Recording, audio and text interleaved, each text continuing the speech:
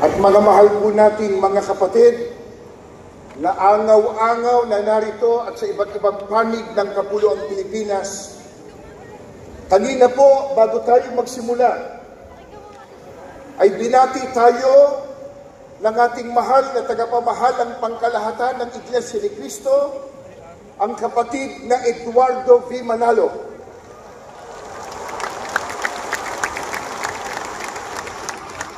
Bayaan niyong tayo naman ang bumati sa kanya ngayon.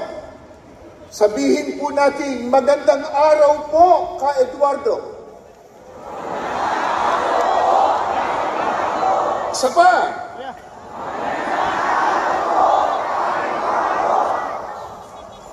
Mga mahal po naming kababayan at mga kapatid, sa inyo man po, magandang hapon sa inyong lahat. Maraming salamat po sa inyong pagdalo at pakikiisa sa isang dakila at makasaysayang aktibidad na ito. Narito tayo ngayon mula po sa iba't ibang sektor ng lipunan, iba't ibang relihiyon, iba't ibang samahan at sangay ng pamahalaan upang isagawa po ang ganitong mapayapang pagkilos. Gaya po ng ating tema, pambansang rally para sa kapayapaan. Isigaw po natin ang kapayapaan. Kapayapaan! Kapayapaan!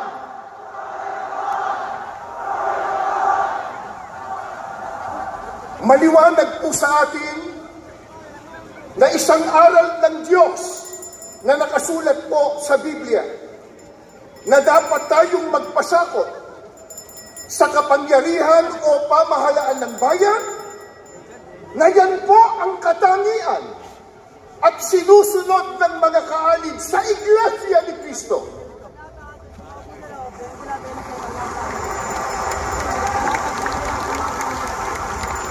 Patuloy din po nating iginagalang at pinaninindigan ang simulain ng paghihiwalay ng pamahalaan at relihiyon na itinatadhana po ng ating saligang batas. Dahil dito, ang ating mapayapang pagkilos na ito ay wala pong bahid na anumang politika.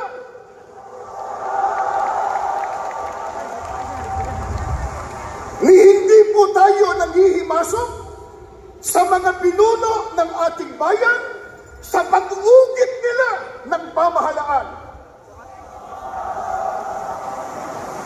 Hindi po natin nais makialam sa pagpapatakbo ng pamahalaan ng ating bansa. Ano po ang nais ng maraming kababayan po natin at ng angaw-angaw na kaalid sa Iglesia ni Cristo narito ngayon? Ang nais po natin, ang maliit na tinig na ngayon ay pinagsasama-sama natin sa ating rally, mapakinggan naman ng pamahalaan.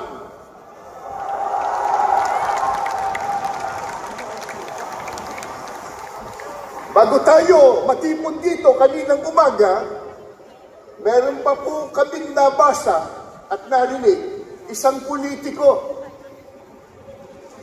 nakalulungkot, bago pa sumikat, ay laos na.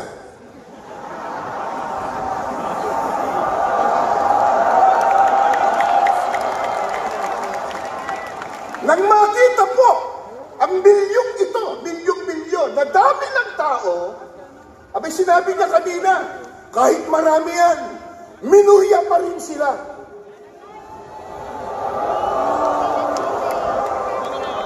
Eh sino ba nagsabi sa kanya na tayo ang mayorya? Pero, sa dami natin ngayon, at sa lakas ng tinig ng mga mamamayang Pilipino, eh parang tayo na ang nasa mayorya.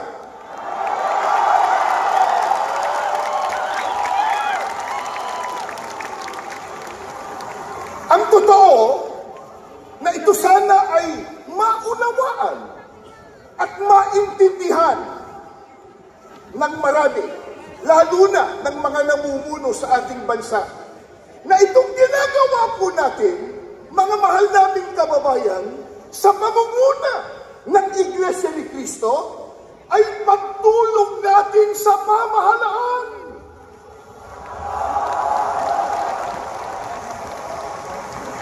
Tumutulong tayo sa kanila, na kanilang makita, na kanilang madama ang tunay na damdamin ng taong bayan na naglukluk sa kanila.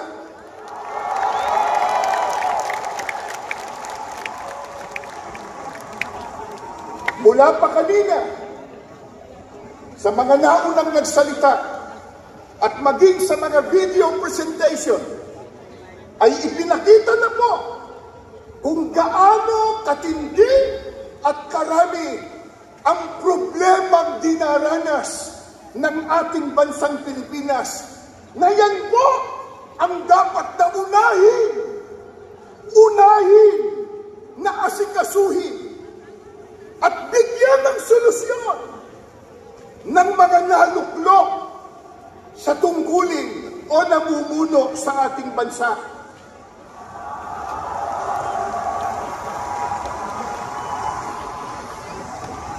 Nakalulungkot ang inuuna ng iba sa kanila, yung mga nagbubunga ng awayan, nagbubunga ng hidwaan,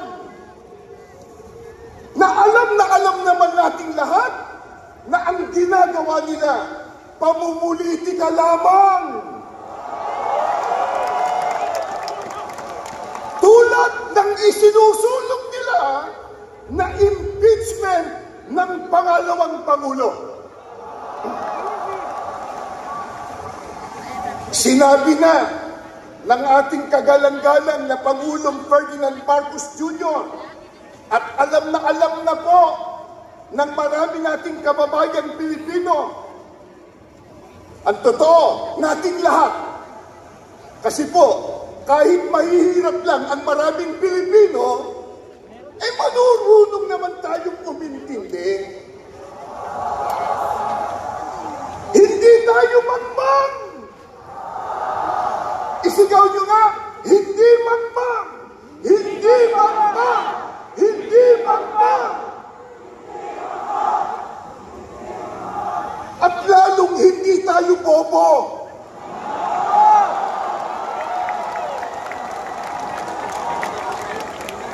Hindi bobo.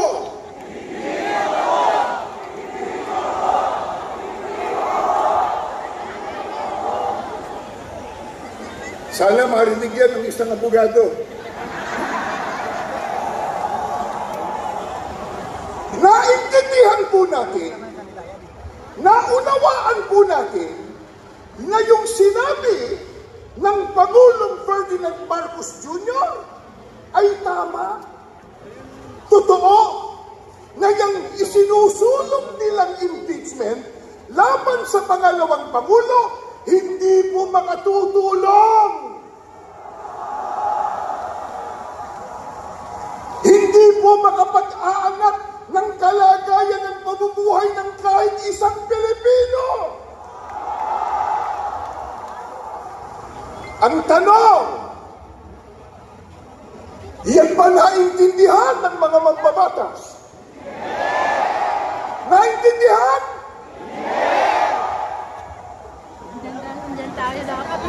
May ginawa silang manifesto raw na sila daw ay nagkakaisa na suportahan ang Pangulo ng ating bansa. Kaya lang, nakapagtataka, ang kanilang ginagawa, kabaligtaran. Sa pagkatahasan nilang sinasalungat, kinokontra yung sinabi ng Pangulo ng Pilipinas. Mga kaibigan, mga kababayan, at mga mahal po namin mga kapatid, hindi maikakaila, matindi na ang problema nararanasan ng ating bansa, lalo na po sa ekonomiya. Hindi po ba yan ang dapat talagang unahin at bigyang solusyon, bigyang prioridad ng mga namumuno sa ating bansa? Gaya ng nabanggit natin, nakalulungkot po sapagkat hindi yan ang nakikita natin ginagawa ng iba sa kanila. Ang ginagawa ng iba ay nagpapalubha sa problema pangkabuhayan ng Pilipino. Ang magbigat pa, yung ginagawa nila, nagdudulot ng bahabahagi, nagdudulot ng kaguluhan, hitwaan at pagtatalo.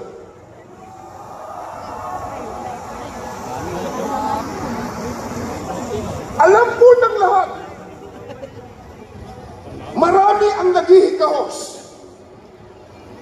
Marami ang walang trabaho. Hindi pwedeng ikailaya. Nasa statistika po yan. Isang araw lang, kahapon, iho ba? Inilabas sa isang survey na 63% sa mga Pilipino ang nagsasabi na sila ay mahirap ang pamumuhay. Yan pong statistika na yan. First, una, sa mahabang panahon, 63% nagsasabi mga Pilipino na sila po ay napakahirap ang buhay. Marami po ang salat na salat sa mga pangunahing pangangailangan. Pagkatapos, nakalulungkot pa, hindi matapos-tapos ang mga kalamidad sa ating bansa. Sunod-sunod na mga bagyo, pagbaha, pagputok pa ng bulkan, at nariyan pa po ang mga digmaan at kaguluhan sa iba't ibang panig ng mundo na sa ayaw man po natin at gusto, maaapektuhan tayo. Ito po ang dahilan. Kaya ating kinakatigan ang ipinahayag ng ating Pangulo na hindi tayo sang-ayon sa impeachment ng Vice Presidente. Dahil nakakaabala lamang yan, yung kanyang mga proceedings sa pagbibigay po ng solusyon sa mga problemang ating nararanasan. Sa bagay po, maliwanag ng tinalakay ni Congressman Marcoleta, yung impeachment per se, hindi naman tayo tutol doon sapagkat itinatadhana talaga yan ng saligang batas. Kaya lang, dapat dumaan sa rule of law.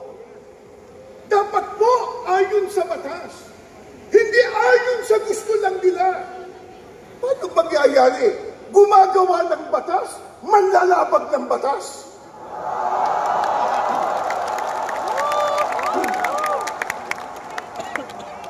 Puntos.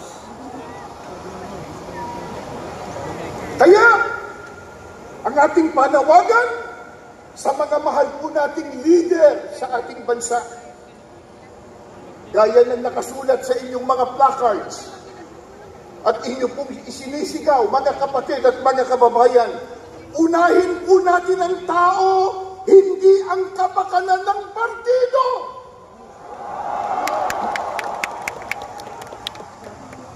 Serbisyo po muna bago ang sariling gusto at benepisyo. Ngayon ay 2025 na. Sa bagong taon ay unahin ang pag-unlad ng bayan, hindi ang pagbabangayan.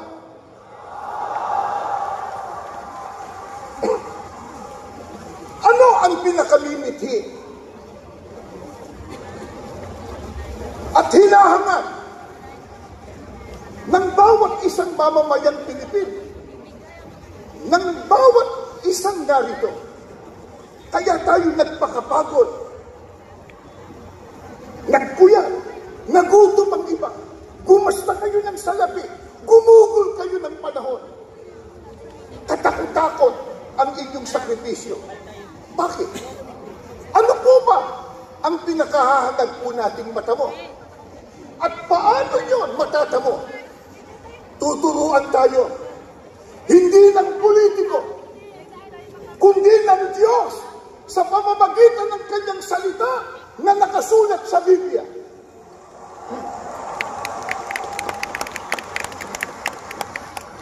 Ano po ang turo ng Biblia para matamo ang pagpapala, ang kabutihan, at ang kaligayahan? Pakinggan nyo, bubuklat po ako ng banal na kasulatan. Sa aklat po ng Marawit, 133, 1 at 3. Masdan ninyo na pagkabuti at pagkaligaya sa mga magkakapatid na magsitahang magkakasama sa pagkakaisa. Saan daw po? Gaya anya ng hamog sa Hermon na tumutulo sa mga bundok ng Sion, sapagkat doon pinarating ng Panginoon ang pagpapala sa makatidbagay, ang buhay na magpakailanman. Ano po ang turo ng Biblia para makamit po natin ang pagpapala, ang kabutihan at kaligayahan? Ang sabi po ng Panginoong Diyos, pagkabuti at pagkaligaya sa makatwid. Ito, mabuti sa Diyos. Kung minamasama ito ng ibang mga tao, sa Diyos, mabuti po ito. Ano po ang sabi ng Biblia? Masdan yung pagkabuti at pagkaligaya sa mga magkakapatid na magsitahang magkakasama sa pagkakaisa. Mga kababayan at mga kapatid, ano ba itong ginagawa natin ngayon? Isigaw natin uli, pagkakaisa, pagkakaisa.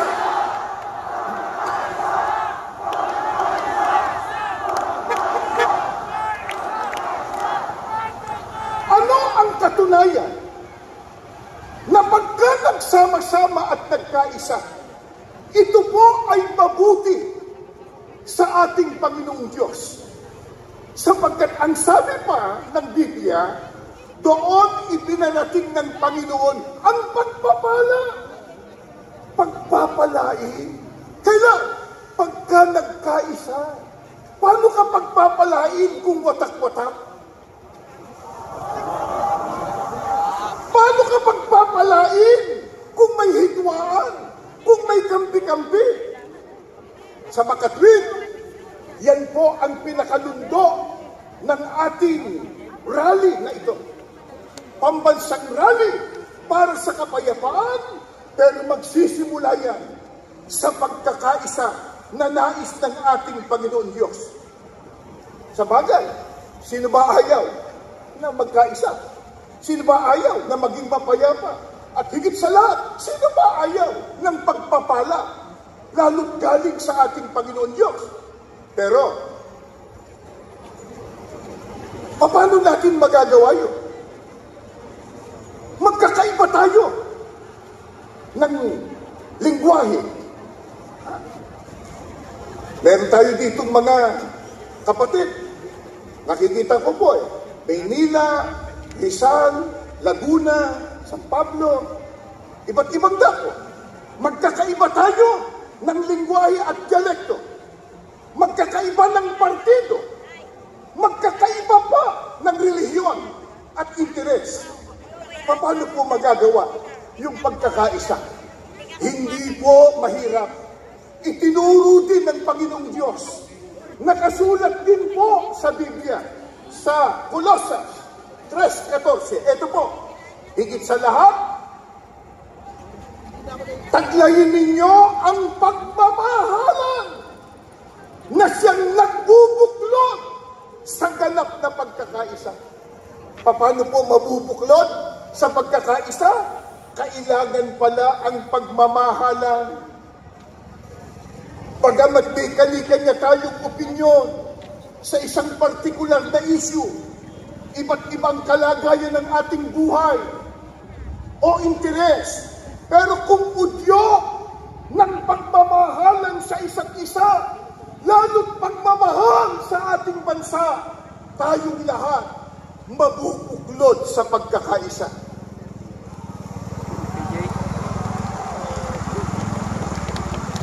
Mga kababayan, mga kapatid, mahalin po natin ang ating kapwa.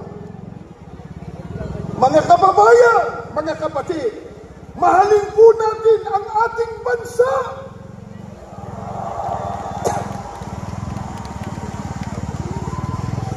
Hindi ang pera,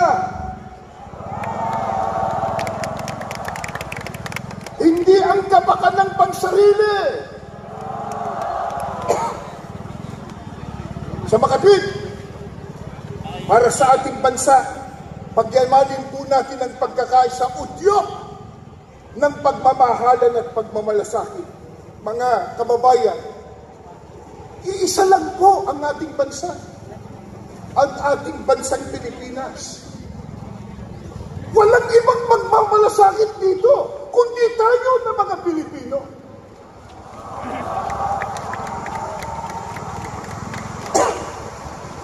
Magkaisa tayong lahat, ipagmalasakit natin ang kapakanan ng sambayanang Pilipino.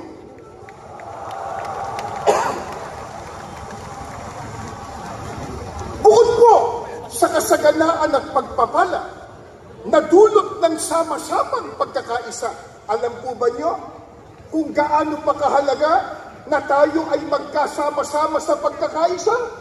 Ito pa po ang turo ng Biblia. 2 Korinto 13, ang talata po ay 11. Sa katapos-tapusan, mga kapatid, paalam na. Magpakasakdal kayo, mga aliw kayo, mga kaisa kayo ng pag-iisip, mga buhay kayo sa kapayapaan.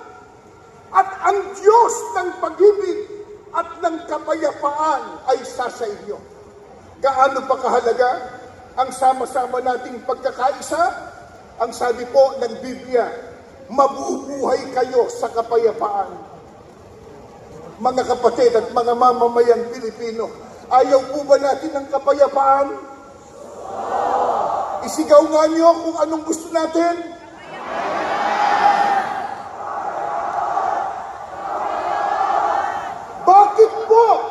Bakit po natin natitiyak? Matatamo natin ang kapayapaan pagka tayo'y nagkakaisa. Sapagkat sinabi ni Apostol Pablo, ang Diyos ng pag-ibig at ng kapayapaan ay sa inyo. Sasamahan ng Diyos pag nagkakaisa. Sasamahan po ng Panginoong Diyos yung sama-sama na nagkakaisa para sa mabuting layunin. Paano kung watak-watak? Paano kung hindi magkasundo? Paano kung kampi-kampi? Ayon sa Biblia, sa Diyos ba yun? Tama kayo, pero babasahin ko sa Biblia. Ganito po ang nakasulat. Santiago 3:14 hanggang 16. Ito po. Ngunit, kung kayo'y mayroong mapapait na paninibugho, pagkakampi-kampi sa inyong puso, huwag niyong ipagmaburi at huwag magsinungaling laban sa katotohanan. Hindi ito ang karunungan bumababa mula sa itaas, kundi ang nauupo sa lupa sa laban sa Diablo.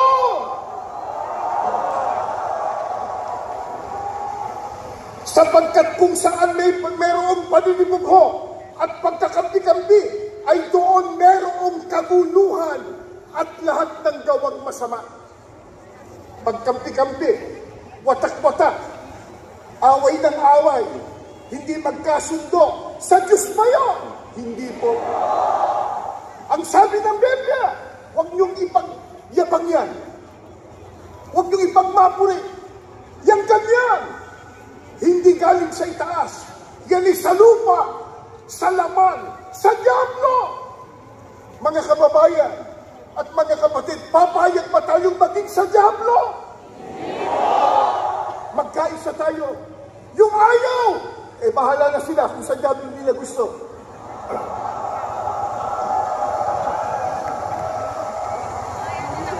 Ano ang sabi pa ni Apostol Santiago? Pagka hindi magkaisa, watak-watak, kampi-kampi, bahagi, ang sabi po ng Biblia, naroon ng kaguluhan. O hindi ba nagkakagulo sila? At nandoon ang lahat ng gawang masama. Masama ang magagawa nila pagka hindi sila nagkaisa. Totoo naman yun. Kaya lang nabanggit ko sa inyo kanina. Anong sama ang nangyari? Abay, mambabatas, naging manlalabag sa batas.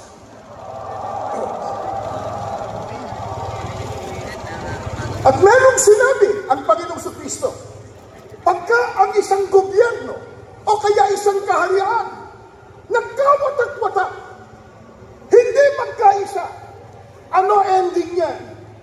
Ano ibubunga niya? Ito po, pag binasa po natin ang nakasulat sa Lucas 11:17, ang sabi ni Kristo, ang bawat kahariang nagkakabahabahagi laban sa kanyang sarili ay magkakawatak-watak. Masisira, babagsak, mga mamamayang Pilipino. Papayag po ba tayong ang ating bansa'y bumagsak? Mahalin po natin ang ating bansa. Mga mahal po natin, mga kababayan at mga kapatid. Baka sabihin nyo, paano yan? Nagkaroon na ng pagkakawatak-watak. Ano gagawin natin? Nagkaroon na ng bahagi. Nagtalo-talo na nga eh. Away-away na. May pagkakataon bang malunasan na yung unity ay naging disunity? Meron pa kayang pagkakataon na yung nagkabahabahagi, naghidwaan, nagdulot ng kaguluhan, malunasan? Paano po maaayos ang sitwasyon na yon? Biblia po ang sasagot. Nagtatanong lang tayo. Ito po ang pahayag ng banal na kasulatan. Ito po ay naganap sa panahon ng Panginoong Hesukristo sa Juan 8:3 hanggang 11. Subaybayan po ninyo. At dinala sa kanya ng mga eskriba at ng mga parisiyo ang isang babaeng nahuli sa pangangalo niya. Yung mga eskriba po at parisiyo, yan yung mga taong pantas sa kautusan ni Moises sa batas. Hindi ko naman sinabing mambabatas, ano? Kundi ang sabi sa kasaysayan na yung mga scribes, scribes, mga parisiyo, mga pantas sa kautusan at batas sa panahon ni Moises. Itutuloy ko po. Isang babaeng nahuli sa pangangalo niya at nang mailagay siya sa gitna, sinabi nila sa kanya, Guro, nahuli ang babaeng ito sa kasalukuyan ng pangangalo niya. Ito sabi ng mga eskriba at parisiyo, tinanong si Kristo, ano ba ang kanilang igini? Ito po, sa kautusan nga ay ipinag-utos sa amin ni Moises na patuhin ang mga ganyan. Batas daw po noon sa panahon ni Moises. Yung nahuli sa akto ng pangangalo niya, convicted Ang parusa, patuhin.